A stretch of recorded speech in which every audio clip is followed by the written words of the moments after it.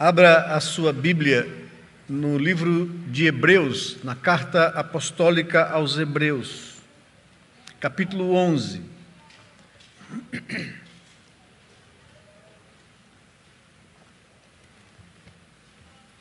Vamos concentrar a nossa atenção nesse capítulo, que é um capítulo precioso da palavra de Deus, que dá um testemunho dos heróis da fé. Interessante como Deus nos faz olhar para a vida dos personagens que, no decorrer da história, foram instrumentos da graça e da misericórdia de Deus, e como essas pessoas nos servem de referência, de estímulos, porque a graça do Senhor se manifestou na vida dessas pessoas, e o texto nos chama a atenção, e eu gostaria de falar com vocês nessa manhã sobre Hebreus capítulo 11. Acompanhem a narrativa do capítulo. Diz assim a palavra de Deus: Ora, a fé é a certeza de coisas que se esperam, a convicção de fatos que se não veem. Pois pela fé os antigos obtiveram bom testemunho. Pela fé, entendemos que foi o universo formado pela palavra de Deus, de maneira que o visível veio a existir das coisas que não aparecem. Pela fé, Abel ofereceu a Deus mais excelente sacrifício do que Caim, pelo qual obteve testemunho de ser justo, tendo a aprovação de Deus quanto às suas ofertas. Por meio dela, também mesmo, depois de morto, ainda fala. Pela fé, Enoque foi trasladado para não ver a morte.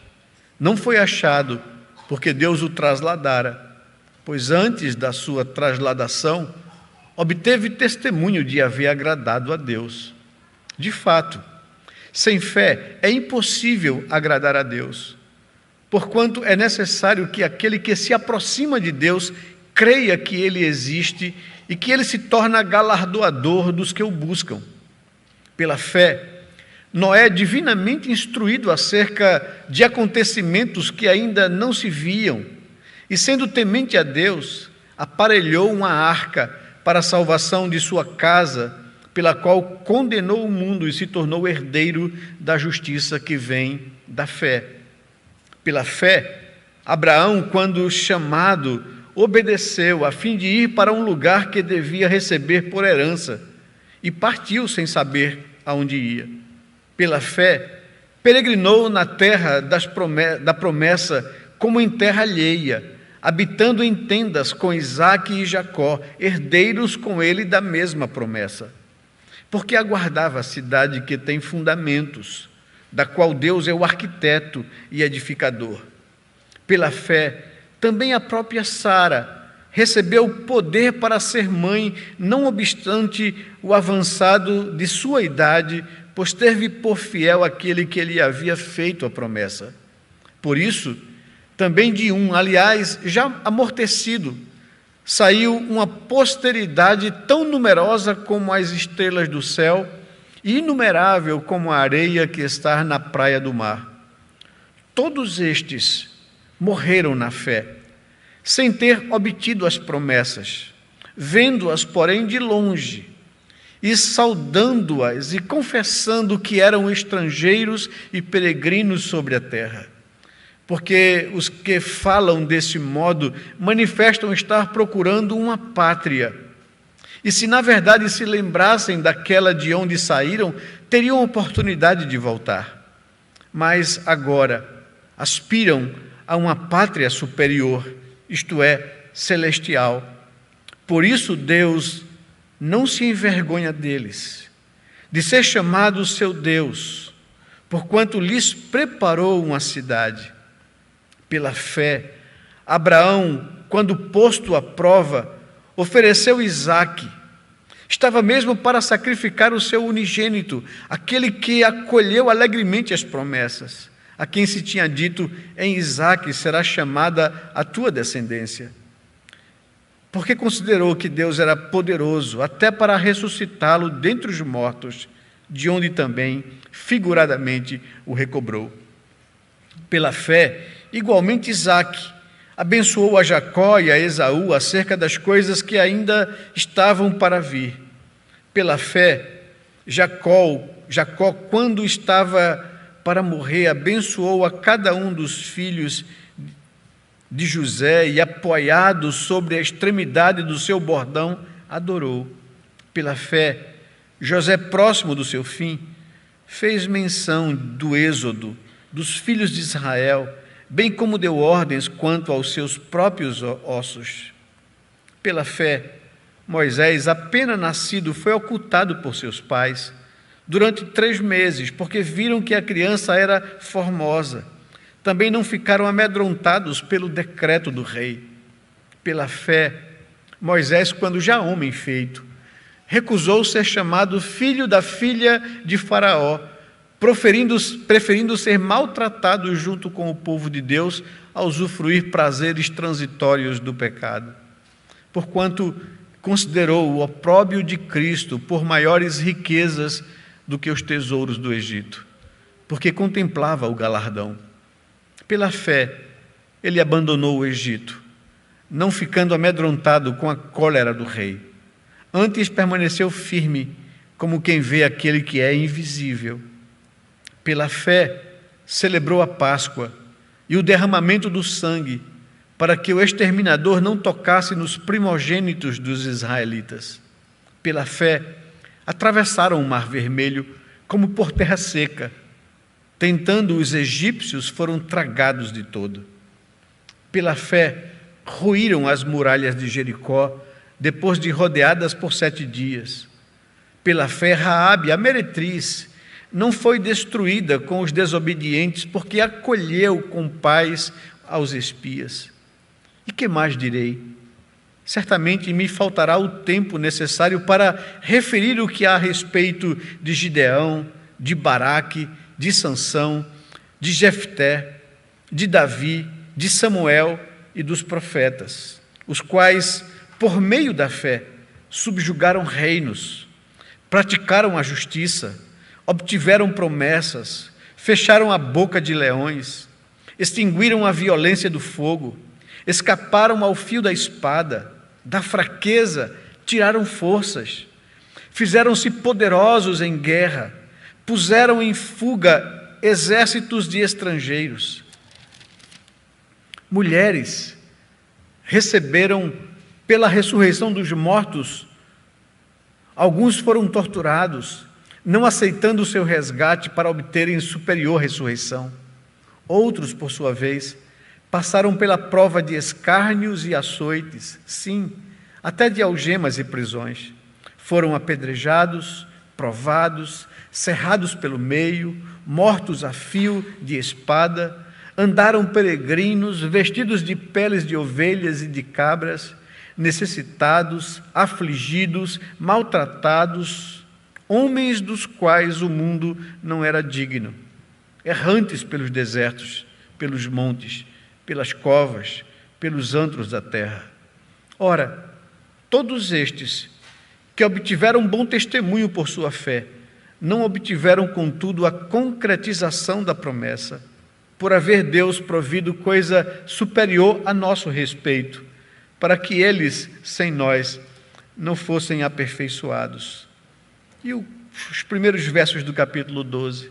Portanto, também nós, visto que temos a rodear-nos tão grande nuvem de testemunhas, desembaraçando-nos de todo o peso e do pecado tenazmente que nos assedia, corramos com perseverança a carreira que nos está proposta, olhando firmemente para o autor e consumador da fé, Jesus, o qual, em troca da alegria que lhe estava proposta, suportou a cruz, não fazendo caso da ignomínia, e está assentado à destra do trono de Deus. Considerai, pois, atentamente aquele que suportou tamanha oposição dos pecadores contra si mesmo, para que não vos fatigueis desmaiando em vossa alma. Que Deus nos abençoe, que Ele abra nosso entendimento para compreendermos o que Ele deseja falar ao nosso coração nessa manhã. Pai bendito, Deus de amor e misericórdia, nós buscamos do Senhor a graça necessária, o auxílio para compreendermos a Tua palavra, o que o Senhor quer nos falar ao coração nesta manhã.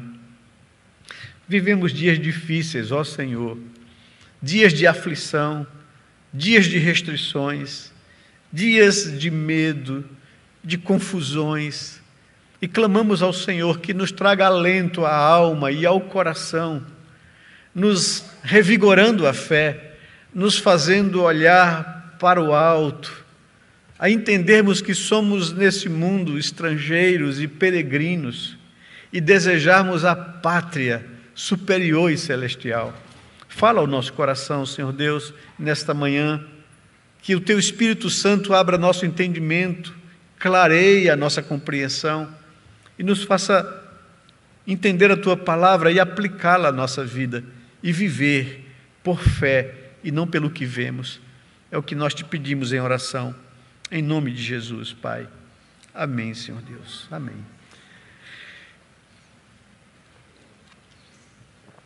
Meus amados, estamos vivendo tempos muito difíceis.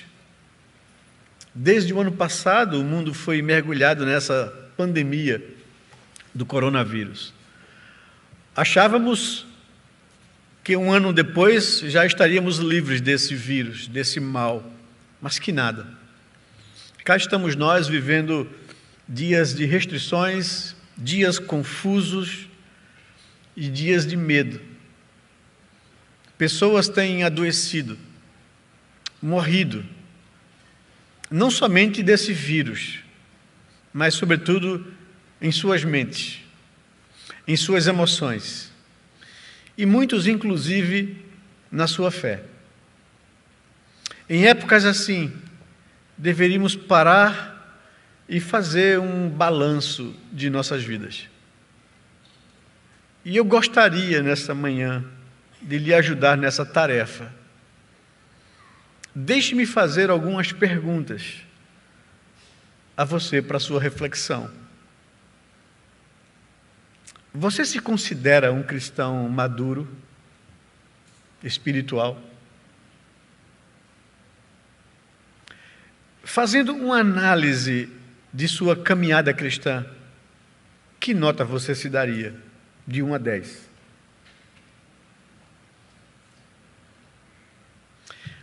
Ainda nessa análise de nossas vidas, você é capaz de identificar alguma área em que você se sente deficiente, fraco, vulnerável ao pecado? Uma área onde você se sente mais tentado, mais atacado, com frequência pelo inimigo? Uma área onde sua natureza caída e pecaminosa mais incomoda você?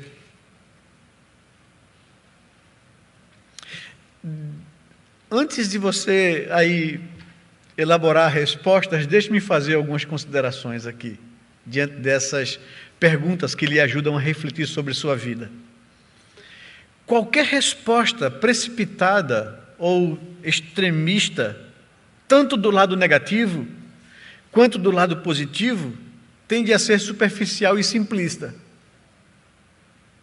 Isso é preocupante e bem provável fruto de uma avaliação inadequada de nós mesmos.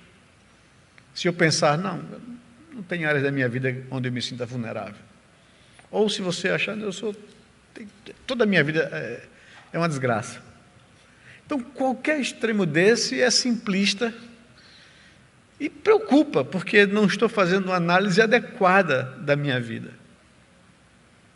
Essas, de fato, são questões difíceis de responder.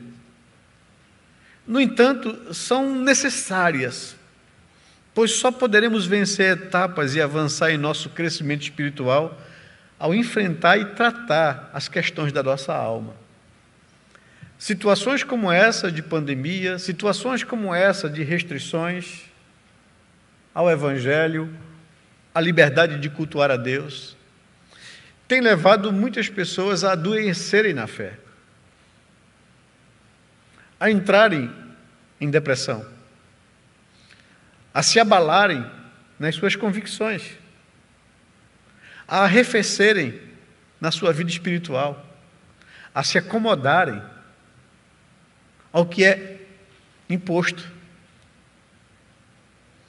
É muito importante que a gente use situações como essas para parar e fazer uma análise e uma avaliação da nossa própria vida e nos colocarmos diante de Deus, assim como vimos em toda a liturgia do culto, quando Salomão está consagrando o templo ao Senhor, e ele faz uma oração e apela ao povo para essa reflexão. Todas as pessoas que têm os seus nomes escritos em Hebreus capítulo 11, são exemplo de estímulo para nós, cristãos de hoje. Elas são chamadas de os heróis da fé e servem de estímulo e de modelo para nós. Porém, a própria palavra de Deus faz questão de mostrar que todas essas pessoas falharam algumas vezes e cometeram pecados contra Deus. Todas elas tiveram seus tropeços, suas imperfeições, seus impulsos pecaminosos que a levaram a amargar derrotas em determinados momentos de suas vidas. E isso é o que é magnífico na Escritura Sagrada. Deus não nos apresenta super-heróis. Deus nos apresenta gente pecadora, caída, falha, cheia de imperfeições, onde a graça dele agiu na vida dessas pessoas. Mas se eles são tão imperfeitos, tão cheios de falhas, por que eles ocupam um lugar na galeria dos heróis da fé?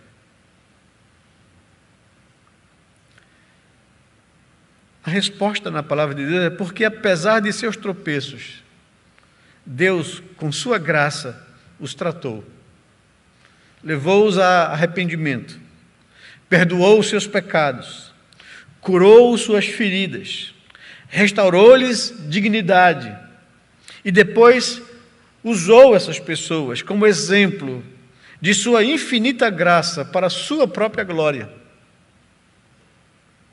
No texto de Hebreus capítulo 11, o Espírito Santo de Deus, inspirando o autor sagrado, faz duas afirmações acerca dessas pessoas do passado que eu gostaria de destacar para nós nessa manhã. A primeira delas está lá no verso 16, que diz que Deus não se envergonha deles, de ser chamado seu Deus.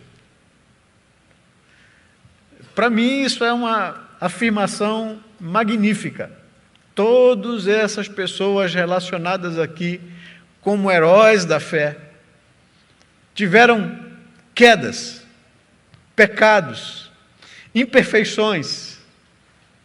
E apesar disso, Deus afirma que não se envergonha deles, de ser chamado seu Deus.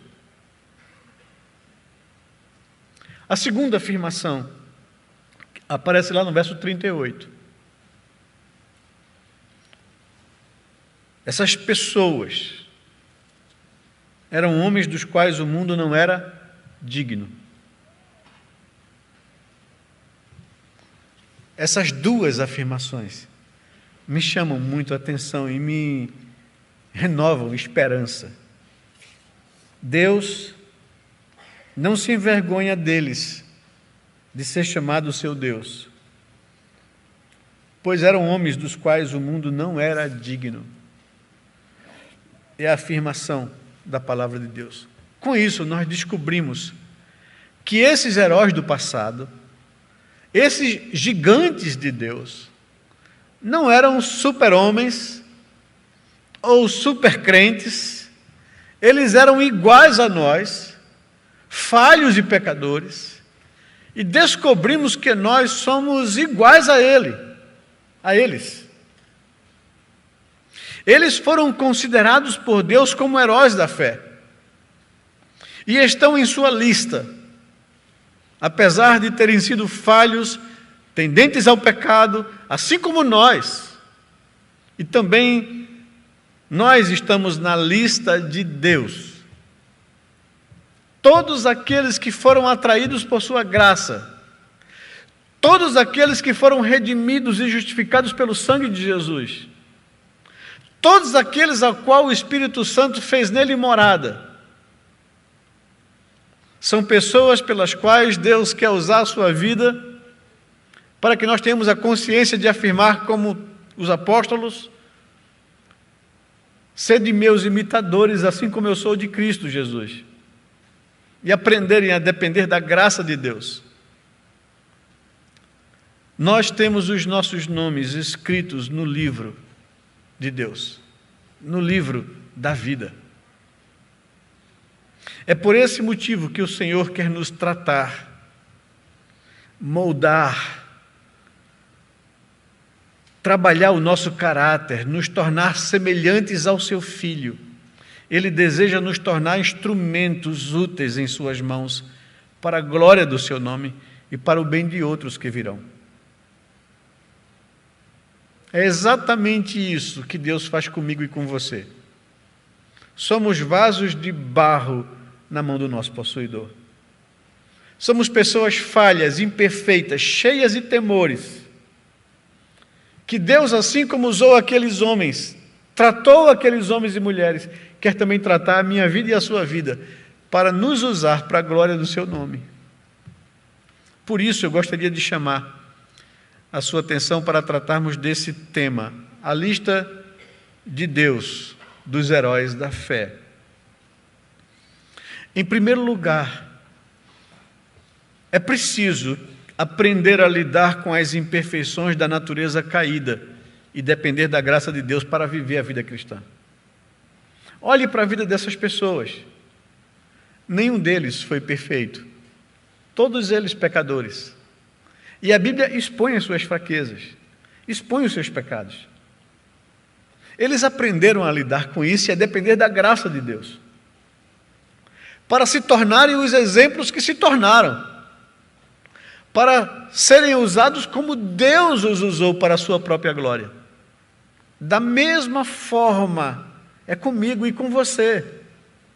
É preciso aprender a lidar com as imperfeições da nossa natureza caída e a depender da graça de Deus para vivermos a vida cristã.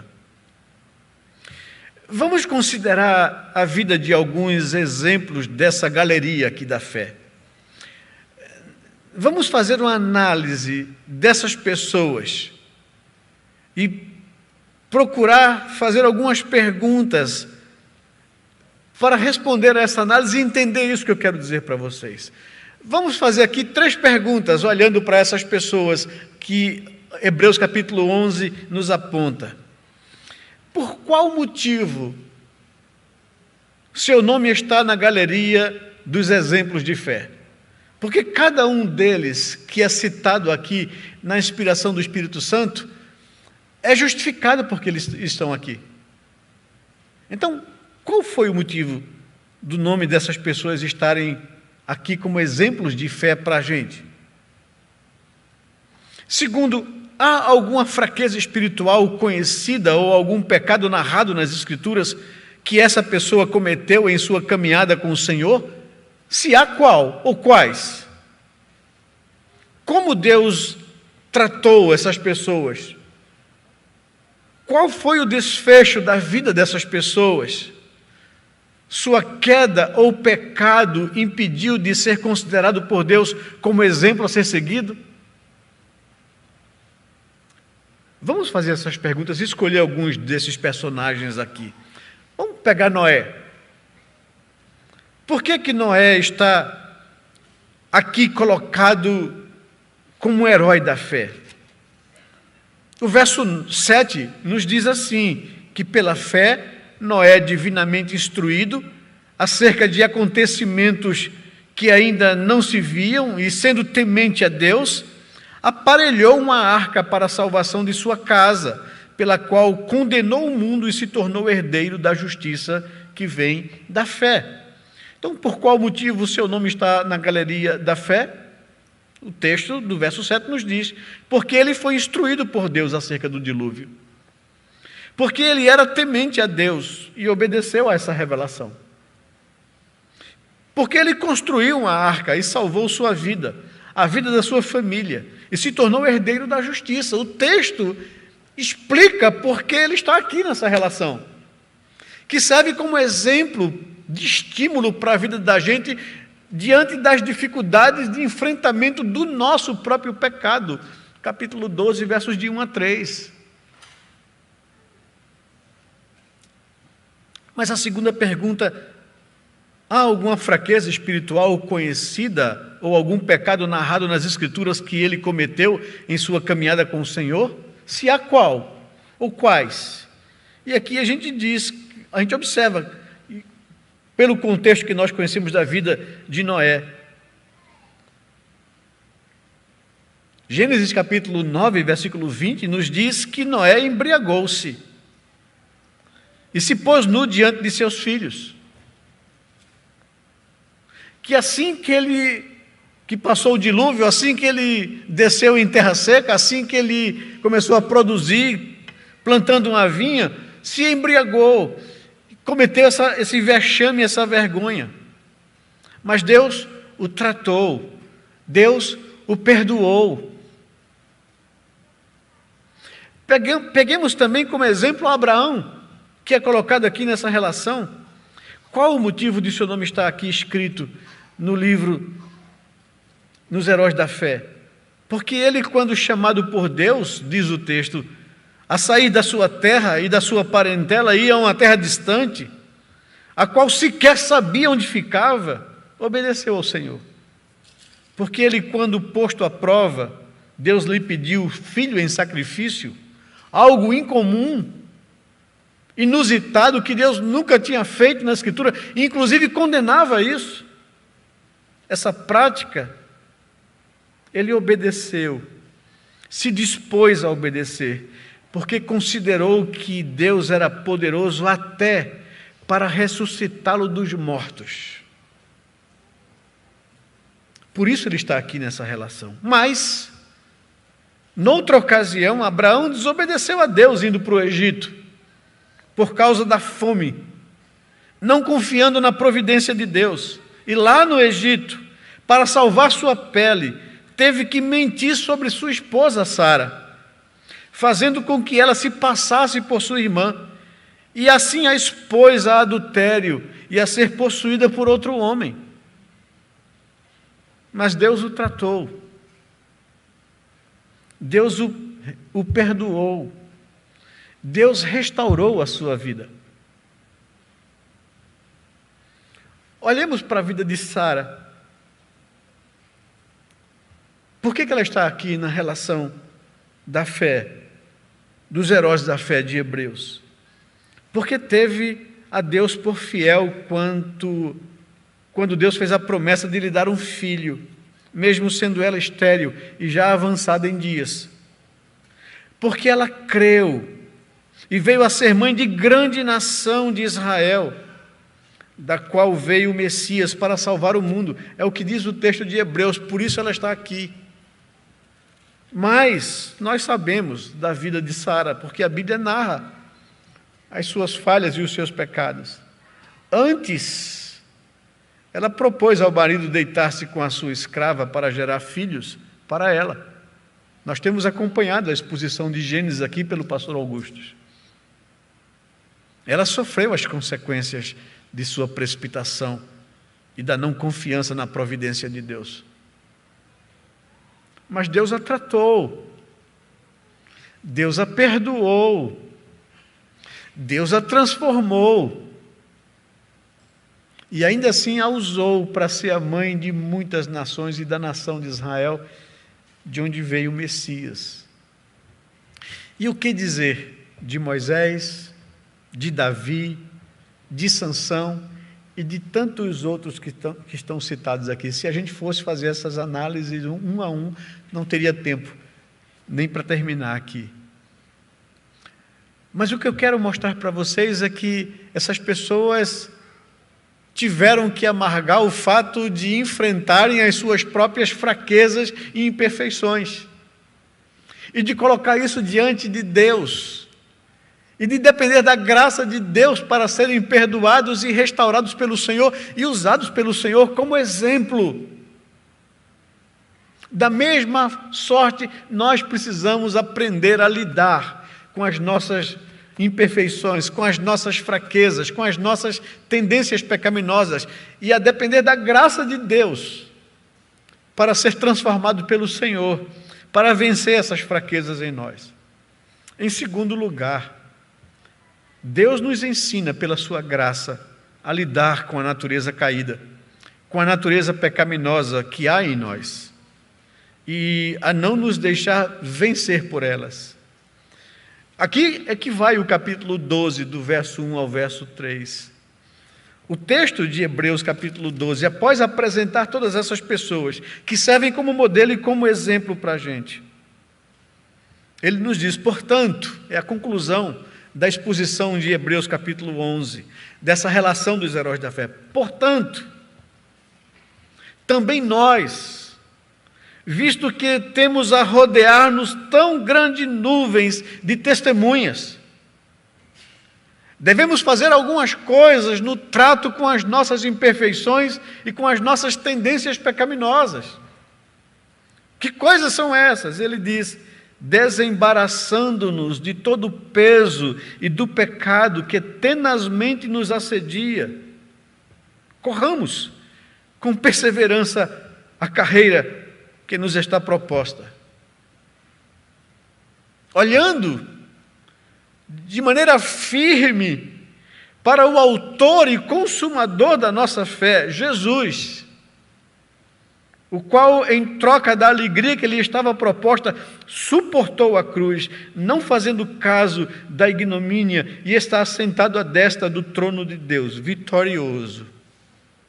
Considerai, pois, atentamente a Ele, aquele que suportou tamanha oposição dos pecadores contra si mesmo, para que não vos fatigueis, desmaiando, desistindo em vossas almas. O que devemos fazer diante de um número tão grande de testemunha? É a questão. Primeiro, precisamos desembaraçar-nos de todo o peso do pecado que tenazmente nos assedia. E o Senhor aqui nos ensina a lidar com essa natureza pecaminosa. Como fazer no nosso caminhar de santificação, no nosso crescimento espiritual, em lidar com essas imperfeições e com essas tendências que nós carregamos em nós.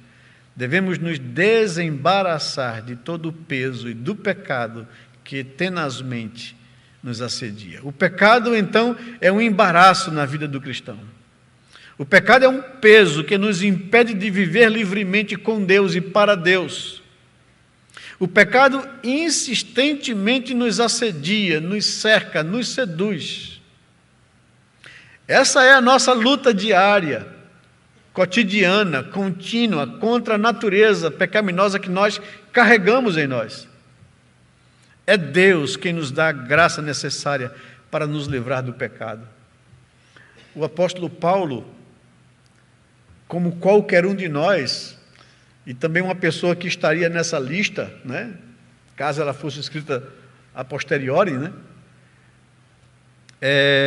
ele nos fala dos conflitos que ele vivia com essa natureza pecaminosa que ele carregava. O que eu quero pontuar com isso com vocês é que nós não temos que nos escondermos ou não enfrentarmos as nossas próprias imperfeições. Nós temos que tratá-las. E Deus nos diz como devemos fazer. E Deus nos apresenta uma relação de pessoas do passado que Ele está dizendo que Ele não tem vergonha de ser chamado Deus deles. E Ele afirma que o mundo não era digno dessas pessoas, apesar de suas imperfeições, apesar dos seus pecados, apesar dos seus tropeços, porque aprenderam a depender da graça de Deus. Aprenderam a vencer essa natureza pecaminosa. E Deus diz, Olhe para essas testemunhas, para essa nuvem tão grande de testemunhas, e não desmaieis na nossa luta contra o pecado. Mas, ao contrário, desembarace do pecado que tenazmente lhe assedia. Desembaraçar, né? É sair do embaraço, é conseguir desatar os nós do pecado que existe em mim e em você, dessa natureza pecaminosa, que nos empurra para fazer aquilo que nós não queremos. É isso que Paulo compartilha na carta aos Romanos, quando no capítulo 7 ele fala isso, no verso 15 em diante. Ele diz assim: porque nem mesmo compreendo o meu próprio modo de agir, pois não faço o que prefiro, e sim o que detesto. Ora, se faço o que não quero, consinto com a lei, que é boa. Neste caso, quem faz isso já não sou eu, mas o pecado, a natureza pecaminosa que habita em mim. Porque eu sei que em mim, isto é, na minha carne, não habita bem nenhum, pois o querer o bem está em mim, não porém o efetuá-lo. Porque não faço o bem que prefiro, mas o mal que não quero, esse faço. Mas se eu faço o que não quero, já não sou eu quem o faz.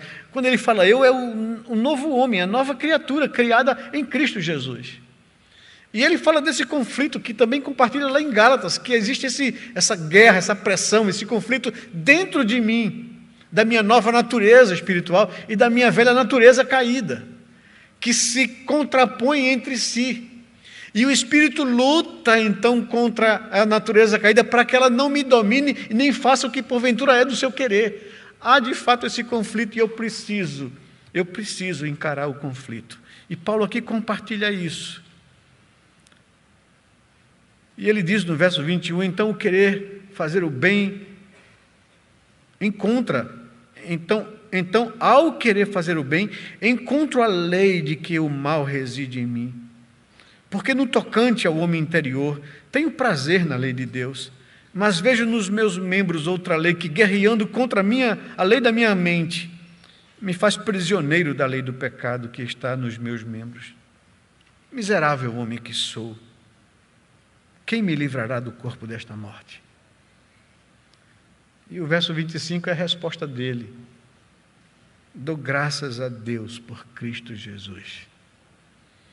Aprender a depender da graça de Deus para se desembaraçar dessas tendências pecaminosas que nós carregamos. Desembaraçar-nos de todo o peso e do pecado que tenazmente nos assedia. Confiando na graça de Deus, buscando a graça de Deus, apelando ao perdão de Deus todas as vezes que somos vencidos por essa fraqueza que carregamos em nós. Mas a segunda coisa, além de desembaraçar de todo o peso e do pecado que nos assedia, o texto nos diz no verso 1, na parte final, corramos com perseverança a carreira que nos está proposta. Deus nos escolheu, Deus nos chamou para sermos santos e irrepreensíveis. É o que afirma Paulo aos Efésios capítulo 1, versículo 4. Ser santo e irrepreensível diante de Deus não significa ser perfeito, mas ser perseverante, correr com perseverança a carreira cristã. Paulo nos diz, quanto a mim, escrevendo aos Filipenses capítulo 3, versículo 13 e 14, ele diz, quanto a mim, não julgo ter alcançado isso, mas uma coisa eu faço, esquecendo-me das coisas que ficam para trás, e avançando para as que estão diante de mim, prossigo para o alvo, ou seja, corro com perseverança a carreira que me está proposta.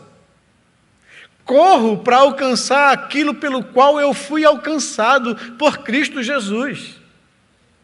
É me desembaraçar do pecado que insistentemente me assedia e correr para o alvo, e correr para Cristo, correndo para Ele, dependendo da sua graça. Devemos correr, não olhando para trás, não olhando para o pecado, não olhando para a queda, mas olhando firmemente para Jesus, o autor e consumador da fé. É o que diz o verso 2 e o verso 3 do capítulo 12 de Hebreus. Considerai, pois, atentamente nele. Não tire os olhos de Jesus. Eu sempre digo que nós precisamos, todos os dias, chegar diante do espelho da palavra de Deus para olhar como nós nos encontramos diante dela. Mas, por favor, olhe só o suficiente para você identificar seus erros, porque se você olhar demais, você desiste, você sucumbe, você desmaia, você não acredita que você pode, porque nós não podemos mesmo quando olhamos para nós. Só precisamos olhar o suficiente para identificar os nossos pecados e aí colocar os olhos em Cristo Jesus e na sua graça. Porque é ela que pode tornar possível aquilo que é impossível a mim. Considerai atentamente nele. Ele é a nossa inspiração, ele é o nosso socorro, ele é a nossa garantia, ele é a nossa esperança. Devemos confiar no tratamento de Deus e não desistir. Correr com perseverança a carreira que nos está proposta é isso. Confiar em Deus, no tratamento que Ele nos dá e não desistir, não jogar a toalha, não desmaiar. Não vos fatigueis desmaiando em vossas almas, ou em vossa alma, é o que diz Hebreus 12, 3. Às vezes é necessário Deus permitir que as coisas cheguem numa situação limite para poder tratar definitivamente a nossa vida. Quando nós negamos, quando nós não queremos enfrentar as nossas imperfeições, quando temos medo de assumir os nossos pecados, Deus às vezes nos leva a situações limite para tratar definitivamente com a nossa vida. Lembra de Jacó? Estava lendo Gênesis 32, Jacó no Val de Jaboque, lutando com Deus para que o Senhor mudasse a sua vida, porque ele estava cansado de viver marcado pela sua tendência pecaminosa de ludibriar e de enganar as pessoas, de levar vantagem sobre as pessoas. Ganhou o ódio do irmão, que agora vinha matá-lo, quando ele voltava depois de 21 anos para sua casa. Perdeu por causa de ser um cara de falcatruas e de enrolação para os outros, perdeu a comunhão com seus pais, ficou longe, à mercê de um tio também enganador,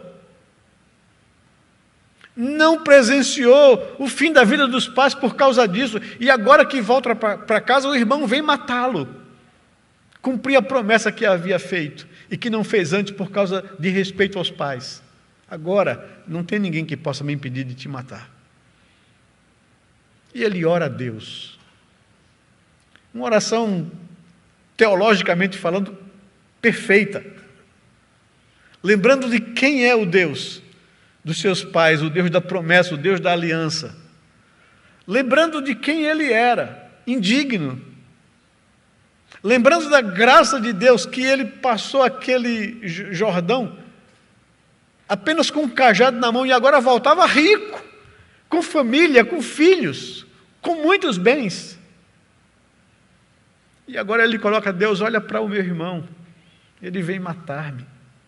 E pede a Deus misericórdia, mas depois disso, ele começa novamente a usar de mecanismos humanos para tentar dobrar o irmão, dando presentes de camelos, de vacas, de touros, de jumentas. Mas aí ele para e diz: eu não aguento mais isso. Deus, ou o Senhor muda a minha vida, ou eu não vou te deixar, te largar. Eu vou te incomodar até que o Senhor mude a minha vida. E há aquele encontro de Jacó no Val de Jaboque com o anjo do Senhor, onde ele passa toda a madrugada em conflito, em agonia de alma, agarrado com o anjo, para que o anjo o abençoasse.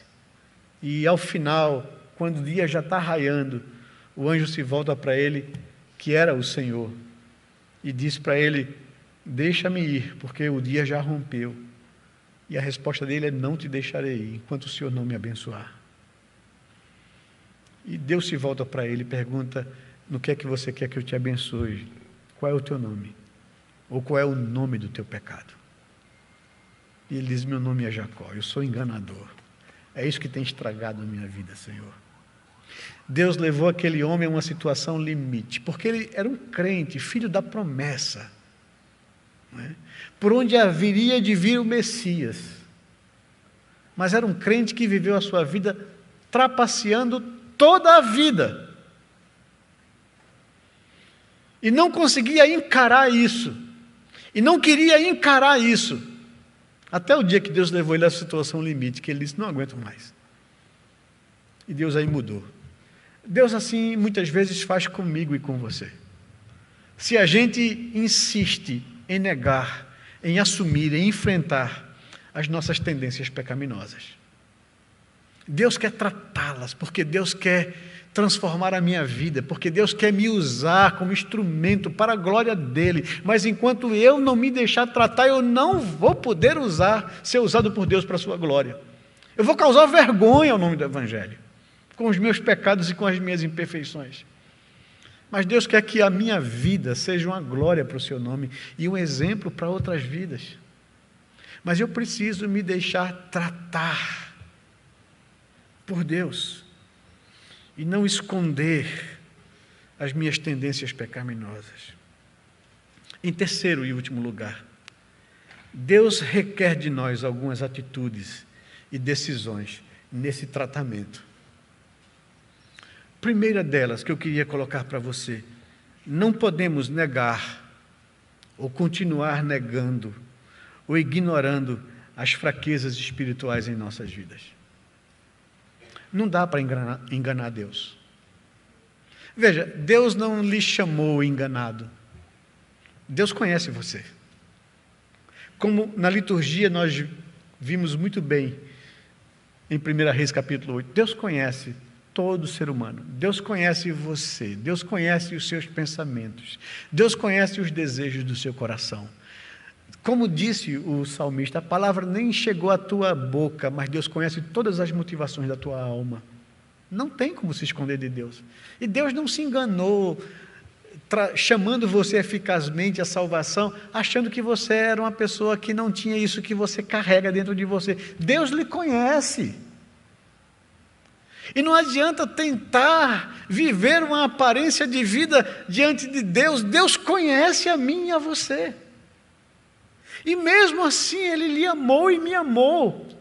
Mesmo assim Ele enviou o seu Filho para morrer na cruz por mim e por você. Por meus pecados, por seus pecados, por esses pecados que nos incomodam, que nós tentamos fugir deles, sem enfrentá-los ou sem encará-los. Deus quer tratar você. Deus não espera a perfeição de você, mas Ele quer honestidade de você, transparência, sinceridade no trato com Ele. Não podemos negar ou ignorar as fraquezas espirituais de nossas vidas. Às vezes eu fico assim, olhando para determinadas pessoas que se preocupam com muitas questões, às vezes até teóricas, intelectuais, conceituais, da fé, da teologia, mas parece-me que isso serve de uma cortina de fumaça para problemas básicos, emocionais e de alma, que a pessoa não quer tratar ou assumir. Às vezes a gente assume uma postura e bota uma bandeira de preocupações na nossa vida para esconder as nossas fragilidades emocionais ou espirituais, quando Deus quer tratar essas coisas do nosso coração. Às vezes as pessoas têm preocupações excelentes, como aquele jovem rico, que chegou diante de Jesus preocupado com a sua vida, com a eternidade da sua vida. Senhor, há alguma coisa que eu possa fazer para herdar a vida eterna? E Jesus diz: não. Você já tentou ser religioso? Deu jeito? Não. Você é uma pessoa que tem a sua vida econômica, financeira, social confortável. Isso deu jeito? Não. Você tem uma aparente preocupação sincera com o seu futuro eterno e espiritual. Isso deu jeito por si só? Não. Uma coisa te falta. Eu sei o que é que pega aí dentro de você. Você é agarrado aos seus bens, é aqui que está a tua segurança, a tua confiança, a tua esperança. Se livre disso e coloque a sua confiança em mim. Você terá muito mais nos céus. Nicodemos chega para Jesus preocupado, querendo falar para Jesus de fato o que ele tem no coração acerca de Jesus, qual é a percepção que ele tem dele. Vem de noite falar com Jesus, às escondidas, e diz: Senhor, nós sabemos quem tu não és falso profeta coisa nenhuma, tu não és um falsário ou um falso, tu és da parte de Deus, porque ninguém pode fazer os sinais que tu fazes se o Senhor não estiver com ele. E Jesus olha para Nicodemos e diz: Nicodemos, isso não tem valor nenhum se você não nascer de novo. Esse conhecimento conceitual teu, teórico teu, de quem eu sou, se não transformar a tua vida, você está perdido. O que Deus quer de mim e de você na vida cristã não é que eu tire uma nota 10 nos meus conceitos teológicos ou bíblicos. O que Deus quer na minha vida é que essas verdades que eu digo crer transformem o meu comportamento, transformem a minha conduta, sare as minhas feridas de alma, me faça ser uma pessoa transparente com Deus e que vive a fé que diz crer.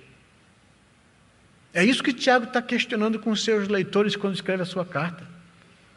Vocês arvoram dizer que acreditam em Deus?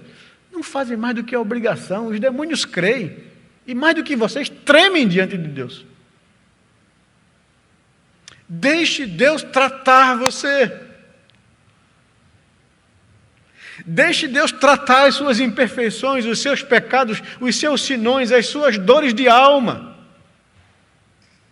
Deixe Deus tratar a sua vida. Não negue ou ignore as fraquezas espirituais que há em mim e em você.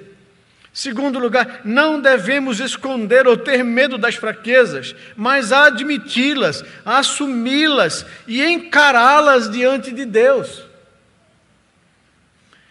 Em terceiro, se quisermos vencê-las, temos de enfrentá-las.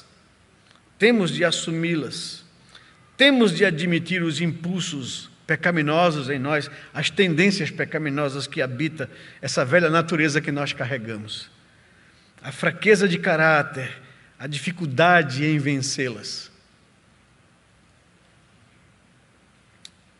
E por último, confessar a Deus o pecado, a tendência pecaminosa, a fraqueza constante, contínua, sustentando-se na graça, decidir não mais submeter-se ao pecado, abandonando a prática pecaminosa e clamar a Deus pela sua misericórdia, assim como Paulo, que se considerava um homem miserável, apesar de ser Paulo, e de dizer a Deus: eu dou graças ao Senhor por Cristo.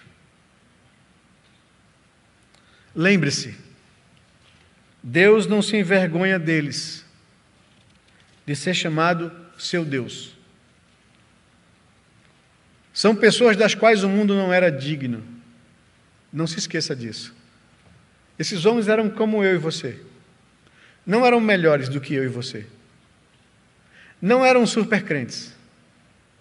Não eram super-homens. Eram imperfeitos, falhos e pecadores. E em algumas situações de suas vidas envergonharam o nome de Deus. Pecaram de forma grossa contra Deus, assim como eu e como você. E apesar disso, Deus não desistiu deles. E apesar de nós, Deus não desiste de mim e de você. Aquele que começou a boa obra há de completá-la até o dia de Cristo Jesus, para a glória do seu nome. Confia nisso. Se chega a Deus. Nós não temos um sumo sacerdote que não possa se compadecer das nossas fraquezas. Antes, foi ele em tudo tentado à nossa semelhança. E ele venceu o pecado. Por isso eu posso me achegar a ele confiadamente, em ocasião oportuna e necessária, para entregar a minha vida nas mãos dele e depender da sua graça, para me perdoar, para me restaurar para me colocar de novo no jogo e para completar aquilo que Ele começou na minha vida. Que Deus nos abençoe, que Deus te fortaleça, que Ele renove o teu vigor, que você não desmaie, não desista, mas que você corra com perseverança a carreira cristã, olhando para Cristo, não para você, tendo a consciência que você ainda não alcançou, mas nem por isso olha para trás. Corre para alcançar aquilo pelo qual você foi alcançado na cruz. Que Deus nos abençoe, derrame sobre nós sua graça e seu favor. Deus não se envergonha deles, de ser chamado seu Deus. E são pessoas das quais o mundo não é digno. O que importa não é como a sua história começou, como ela está agora, mas como ela vai terminar. Que você confie na graça do Senhor Jesus. Amém? Vamos orar ao Senhor, colocar nossa vida diante dEle. Agradecer ao Senhor por sua misericórdia, por sua graça,